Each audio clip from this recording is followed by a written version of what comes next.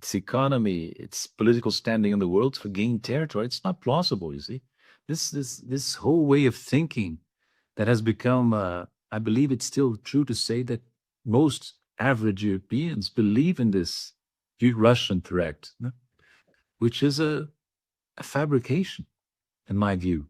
Fabrication on the part of some European elites and the European media. And that's leading to immense economic costs for Europe, economic, political, social. It's really a disaster. So I mean, the traditional leaders of Europe, I mean, the traditional right wing, let's put it this way. Macron now in France, Merz, Starmer in Britain. These are failed leaders. They're failing. They're losing support. And perhaps the only solution will be for Europe to move not to the left, because the left is weak, right? Everywhere, but to the new right. The new right may be in the end better for Europe than the traditional right that now governs the countries, the main countries, you see? So maybe the new right, the extreme right, as they like to say, may be more prepared to settle with Russia. That's what you hear from Alternative für Deutschland, for instance. Huh?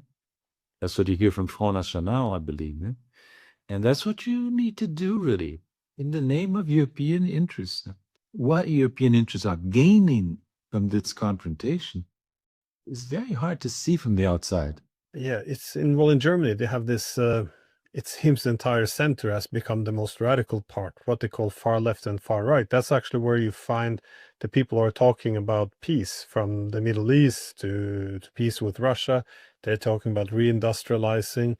But to what extent do you think Europe has gone too far now down the road? Because it seems not to just alienate the Russians, the Chinese, but increasingly the United States. But it seems to start to fragment a little bit as well, because as we spoke about these rules of stealing money, this is not even something they agree upon within Europe. That is, they fear that countries such as Hungary, Czech Republic, Slovakia, or others could start to vote against it, because they're supposed to vote every 6 months on whether they should keep freezing the money of the Russians.